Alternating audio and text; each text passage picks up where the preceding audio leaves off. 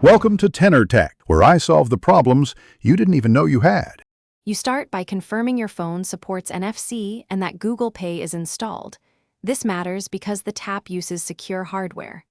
Once done, open Settings, go to Connected Devices, then Connection Preferences, and toggle NFC on so the phone can send signals. Next, open Google Pay and add a card if you haven't. Follow prompts to verify with your bank. Make sure Google Pay is set as the default tap-to-pay app. This ensures the system routes payments through the right app. You now add and verify your card inside Google Pay so transactions are authorized by your bank. Once you tap Add a payment method, choose card, enter details or use the camera to scan, and complete verification via SMS or your bank app. This confirms identity and enables tokenization for security.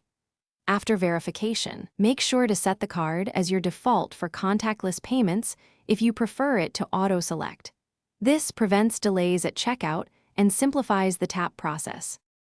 You finish by performing the actual tap. Wake the phone and, if required, unlock it. Some banks require authentication. Then place the back of your device against the payment terminal until you see confirmation. Once you get the on-screen checkmark and the terminal acceptance, you're done. Keep the receipt if needed. If it doesn't work, toggle NFC off and on, restart the phone, confirm Google Pay is the default tap app, and re-add the card if necessary. These steps resolve most common issues quickly. Thanks for watching. Subscribe to keep your life in tune.